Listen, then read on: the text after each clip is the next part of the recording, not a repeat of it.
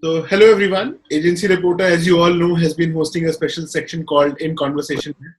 And today we have with us Santosh Ghosh, who is managing partner at Publicis Media. Santosh, who head data, tech, and innovation division at Publicis. Welcome to you. Our second guest is Komal Puri, who is senior director of marketing at Farai, which is globally one of the top-notch logistics SaaS platform. Welcome, Komal. Thank you. Thanks, Rahul, for having me today. Now, what we're trying to do here is basically trying to understand the ever-changing consumer behavior on the internet, which which is bound to get more complex, by the way, and why? Because of Google's announcement, which is about blocking third-party cookies in the near future. This development is going to have, I think, a huge impact on agencies and brands equally. Also, primarily those which are very heavily dependent on digital channels, basically to talk to their audience, right? Those are the brands which will really get affected. Um, and therefore, in this second episode of our Cookieless Future webinar series, we are diving further into how the demise of cookies would affect the digital ecosystem and how the industry experts are coping up with the same. Now, Santosh, on this pretext, if you can let us all know the transformations that we can expect to see in data-driven marketing in coming days. Great, Rahul. So I'll go back a little. Just to give you a background, in digital, effective 99 2000. So I have seen this whole digital medium growing, over a period of time. I remember those days when in Rediff.com, when there was a 10,000 rupees business and there was a cake cutting ceremony in the office. So from there to here, where we are talking about tons of data, audience marketing, and multiple layers of categorizations and XYZ is concerned. Let's go back a little bit. Let's understand that how we Indians, and I'm talking about all with the India standpoint and the kind of market which we operate in. How much we actually care about the data. That's the first question which has to be asked. So in simple context, what in my experience, in my professional experience over so many years, what I have understood, and especially during these last 7 years within the agency, what I have understood is that there are three types of clients which exist. Number one client is extremely evolved client who are extremely bothered about their data, and they have from the time this whole programmatic landscape started hitting us, they were well prepared, and they started building their infrastructure as far as securing their own data is concerned, whether it is audience level data is concerned and first party data is concerned. So we have these evolved clients like BFSI segment or telecom guys or e-commerce guys and stuff is concerned. They have already invested in infrastructures wherein their data is secured and their data can be remarketed over and over a period of time. Then we have a second type of clients, who understands that this is a need, but really do not bother much because it's in the whole parking of the data or mining of the data is concerned. It's an expensive affair, and it doesn't directly impact their business. So they understand that it's important, but they have not done much as far as that part is concerned, as far as data security or spending money as far as securing the data is concerned. And then we have the third type of clients who doesn't even bother. मेरा cell हो जाना चाहिए, माल बिक जाना चाहिए, भाई cost per acquisition कितने में लाके दोगे मुझे ये बताओ. Those kind of clients, they are least bothered about their data. So overall, if you see that India has always remained a very, very price sensitive market, and we always do very knee-jerk reactions in whatever stuff comes in. So we have these typical three category of clients. And in this three category of clients, we have a large amount of spends which goes from this third category, who doesn't even bother about data. They just want that how the acquisition comes and at what price that acquisition is happening. So typically, if you see that this whole discussion about cookieless marketing and cookieless world is concerned, this initially this was created or initiated or ingested to us by Google and Facebooks of the world, and they sold the whole idea about how cookies can be retargeted, how it can be remarketed, and how you can keep bombarding your existing users who has probably visited your site, or similar kind of advertising and kind of stuff is concerned. And now they are only coming up with situations wherein oh, this is all go away and kind of a stuff, and let's have a discussion.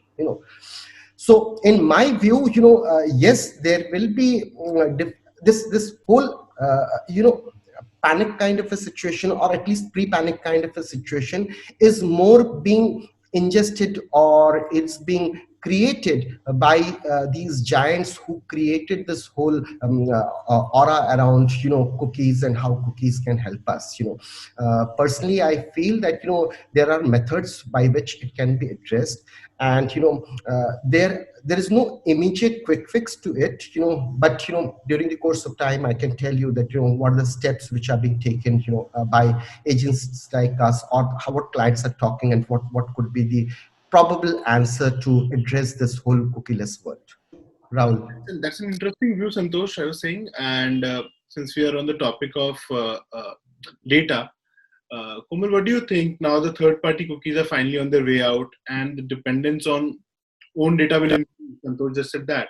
So do you think brands have a chance to gain more by working with first-party data?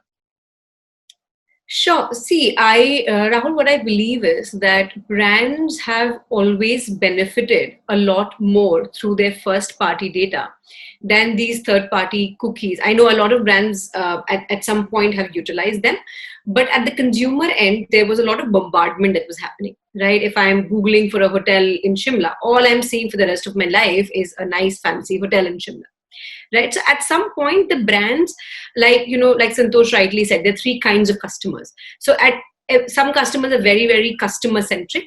They want to keep their own consumer at the center of it. And they're like, I want to only show them ads which are reputed and, personalized to a certain degree. But I personally know a lot of my peers who just want to just show it to them unless they choose to click on your ad and come to your website. Now that's quite, I would say, a very high level metric, which might not give results. So collecting, organizing, and utilizing your first party data has always been very important, but kept at the back foot because there was something very, for lack of a better word, lazy, or something that was very easily available for marketers to put and push in their dollars into, right? Just research, or just, follow them and keep showing them your ads, and it'll be done. So what I think is that it's actually come in at a very very good time, and any marketer who's worth their salt and has always kept customer experience at the center of everything that they do will eventually win, right? Because customer experience will always win over shortcuts. So I think that collecting first party data, again, adding to what Santosh said, is not a short-term process. It's a long-term commitment. But it's something that ultimately will bear fruit in a post-cookie ecosystem, as I'd like to call it. So everyone has to think about collecting your user data, deep diving into what the customer is looking at, doing unusual amount of personalized marketing, context-based marketing, and which is not just keyword following marketing, but more of what is the customer genuinely interested in. So I think that if content marketing is clubbed with context-based marketing, it'll reap a lot of benefit. Having said that, of course, there are a couple of things that come with it, which means that the brands need to own their tech, right? A lot of marketers rely on third-party tools, or they would rely on agencies to kind of do their ad tech and things like that. So I think at one end, we're seeing a rise in marketing technology, MarTech, as we like to call it. And on the other end, we're seeing cookieless future. So this whole space is quite disruptive. And any marketer who can build their own tech stack, collect their own data, and have a very solid team of content-based, marketing and advertising is what eventually I think will win in the long term. Great. So first party or third party data, because customer privacy, I think, is more important. Santosh, do you think universal IDs are a good way to address the gaps that we'll see in the cookieless world? Very true. Definitely important. That's the only way to go forward, go towards it, as far as targeting a specific user is concerned. But Rahul, I actually differ when you say that consumer privacy is the foremost thing. We as Indians, do we as Indians, all included, all of us, are we really that much, careful as far as, our personal data is concerned? You go to buy a pizza, the pizza shops first, before taking your order, ask your mobile number. Why do you need my mobile number?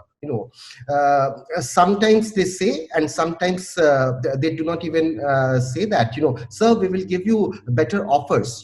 What kind of offers? 10% off, or 20% off on chicken toppings. Is that what I need, to share my mobile number with? I would say, and I have observed this phenomenon across the board, in various kind of a physical shopping atmosphere, where people are just giving away their mobile numbers and mail IDs and stuff is concerned. I have not seen, while shopping in Europe, any of the shops, asking your mobile number, to sell something to you. But in India, specifically in India, and some part of Dubai and stuff is concerned, when they will give you some offer or some lucky drawing kind of a stuff. Still, there is a consumer consent in that. But in India, invariably, without any consent, rapidly they will keep asking your mobile number, for that matter. Courier guys ask your mobile number, for that matter. So typically telling you, Rahul, to address your question, that some way or the other, data is not private. It's what Komal rightly said, that data is available. This first party data thing which we are talking about, this is available, at multiple pockets, with several kind of people. Point is that, what my fear is this, that there would be another set of business which will arise, which will start making this first party data, which has already been collected, and make it meaningful. And these businesses will start selling this first party data to people. And some point of time, in our LinkedIn and in our Facebook, we keep seeing this, that people are selling first party data and stuff is concerned. So that is very important. Yes, first party, to address your other question, that without first party data, is it possible? No, it's not possible. First party data is the most important point. We have a few of the FMCG clients, and I won't name them, and recently we were doing a recce, and we figured out that, the first amount of first party data collected over a period of tons and tons of advertising is something like 150,000. With 150,000 user data, what they're going to do. So these kind of FMCG companies will actually rely upon, these aggregators who will collect this first party data and then ingest it. And then, marketeers or programmatic advertising guys or planners will create a lookalike model out of that. And then we'll start doing it, so that's one of the way it is going to go. But having said that, the evolved clients, what we were talking about, like banking and finance clients or telecom clients and stuff is concerned, who actually secure their data, they will be most benefited out of this atmosphere, because they have genuinely clean and really good data with them. Right. But this sounds very dangerous. So, Komal and Santosh, this one is for both of you, and I know it's too early to ask, but what are some low-hanging approaches that will help marketers continue to measure the impact of their marketing? Of course, in absence of a very precise targeting method that exists actually. Sure. So, I'd say, Rahul, that it's all about going back to the basics, how marketing actually, started evolving a couple of years ago, which was more about understanding what is your customer actually interested in, what is that he's or she's reading, what is that they are clicking on, and understanding the user behavior rather than just, going to it in a very robotic manner. Sorry, is there a background noise? Someone decided to party. Okay. So there's a lot of music which I can hear, as long as you guys are okay. Sorry about that. So what I wanted to say was that, we have to go back to the basic and think about the tone the channel, and the content that we're showing to the customer.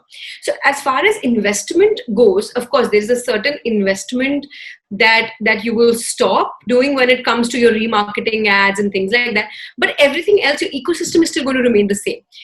Where your investment should ideally move towards would be, I would say, data analytics, getting on board people who know how to join the dots. What is the pattern? What is that common thing that I can segment my users based on? And then even if you're working with an agency, or even if you're working with a partner, you need to ask them the right set of questions. What is the vision that you're bringing to the table? How do you plan to bring in real-time data and run analytics on it? These kind of questions, which make them also understand that your customer experience is more important than anything else. So it has to be approached in a more human way, in a more basic way, rather than just a cookie following and end consumer, is what I'd say. Santosh, what would you like to add to that? Because I know this question was both of us. I just took an opportunity to share what I want. No problem. I think, you addressed most of it, but, very rightly said that, Rahul, to ask me a question that, how to address this immediately, as far as all of us know, to address immediately is that, pour all the monies in Google and Facebook, because they hold the maximum amount of first party data. They know everything, about us, so instantly, you can see that, there would be a surge in spends as far as Google and Facebook is concerned. And I personally feel that, I do not mince my words, that, it's by design, this whole discussion is starting, so all of a sudden, everything is held by me, everything is my environment, my country, my world, my universe, and kind of a stuff. And it's a completely walled garden. You cannot question them, and this will happen. But having said that, this whole first party data, clients has to understand that, my users are important for me, my how I will address my user. They cannot take my mobile number to bombard me with a message of some special offer or kind of a stuff is concerned. That's not the only objective.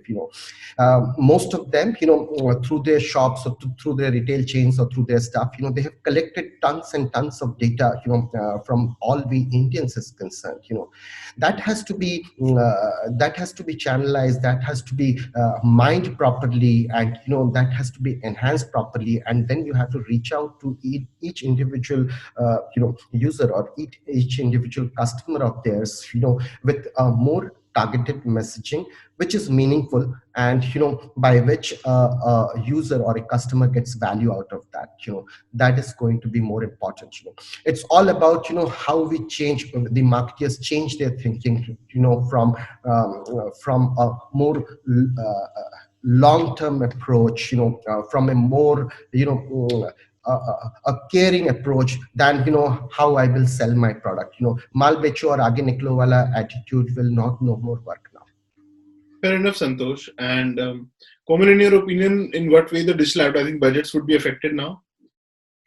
See, the budgets, as I said, will go a lot into search engine optimization to bring in the customers in, and then context-based marketing, understanding what good content is. Because I at some point, I'll just like to share an example that I was reading it somewhere, and an ad typically got a hit rate of about 0.07% is what the consumer clicked on it, is what usually was happening, versus when a brand started remarketing to them, that 0.7 actually became 0.7%. That's a huge variance, which now marketers like us and a lot others need to cover that gap. Now, the only motivation and the only way to cover that gap is trying to understand, okay, what is the need of my customer? What is the interest of my customer, and what is the habit of my customer? Like, you would have seen a pattern that in very recent times, especially because of companies like Amazon or Uber, all of these companies have got customer at the center, at the business end of it, right? You want to think customer first, you want to bring in features that brings you customer first, and all of that. Now that whole shift from business is also happening to marketing. Because as marketers now, we need to think of my customer first. How I want to change my budget. Like usually I would pump my monies, in PPC, in LinkedIn, in this and that. Now I would like to spend my money more in the qualitative aspect of it, building a solid understanding of, like I said, data analytics, understanding the data and creating those patterns, creating a content that's actually uber personalized for somebody who's reading it. That in itself is an immense investment, right? It's a manpower investment, it's a time investment, it's an overall understanding of this space that's very, very important. And that's going to define that how do you spend your dollar right.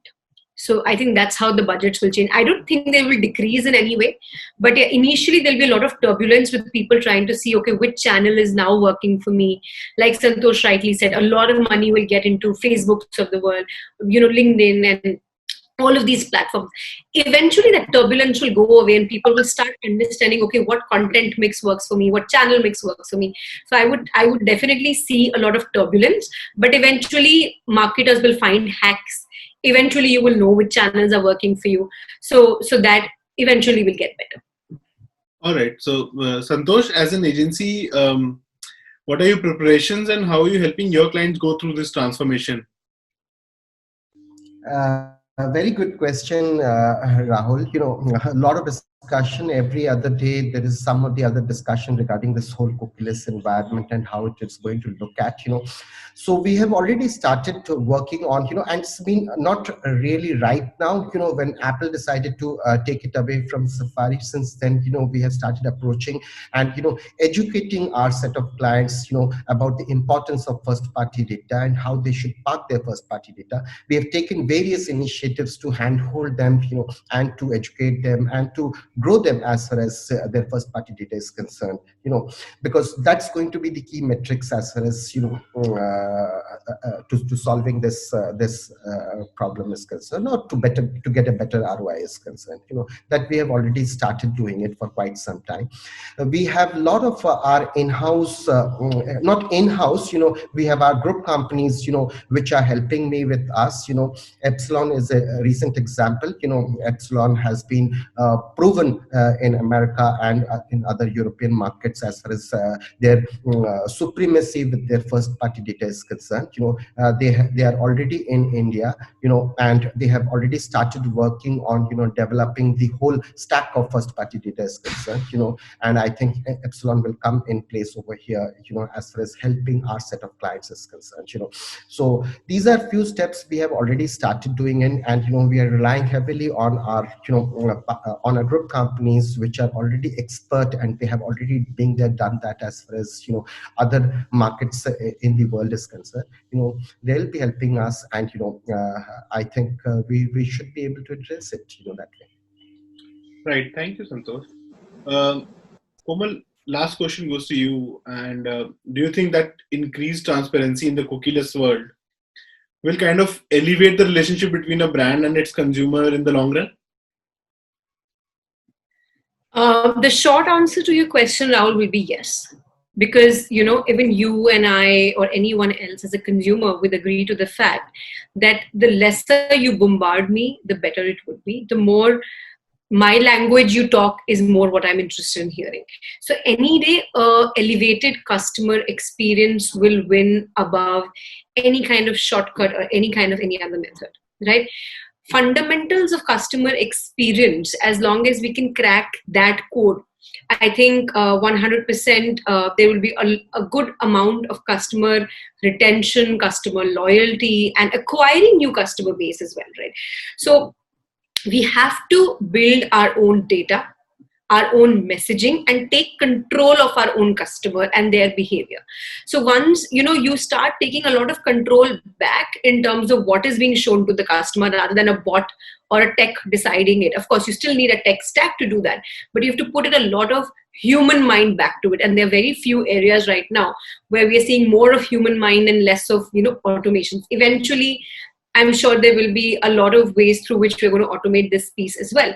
But until then, I would say the trust that comes with an elevated brand experience is eventually going to improve the relation between, your end consumer and your brand, because anyone who can truly engage with their end customers on a very personal understanding, that I know what you like buying, I know how you like the deliveries, or I know what kind of upsells you usually are interested in. As long as you make that very sensibly across to the customer, I feel that overall the relationship would 100% get better, retention rates are going to get higher, and loyalty is going to come into the picture. Right.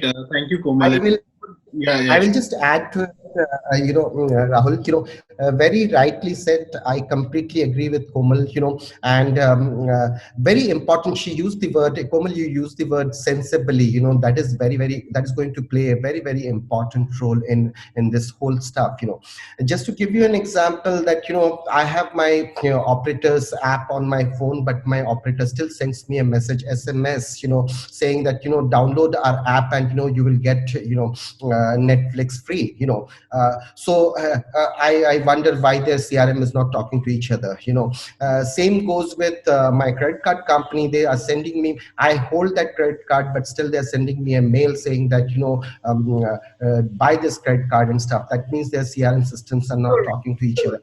So, there is a lot of homework which has to be done by these clients, that is very important. So as I said before, that, it's not that data is not available. Data is available, in a very, very fragmented and disorganized manner, across the place. First, what marketers have to do is that, collect it and, make it, in such a way that it can be sensibly used, what Komal said, and once they start using it sensibly, then I think that, everybody can crack the code.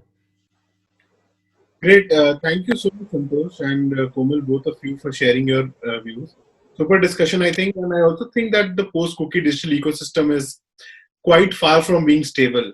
It is imperative for brands, advertisers, and publishers, all three of them, to understand that the need of the hour is to meet customer expectations with regards to their privacy. Santosh said that in India it's kind of fast, but I still think that brands need to think it that way. And on that note, thank you so much, both of you, for your time. Till next time, see you. Thank you, Rahul. Thanks a lot. Thank you, Santosh. It was, I think, a pleasure Rahul, being on the panel with you. same here, Komal. Thank you very much, and thank you, Rahul, for giving the opportunity. Thank you very much.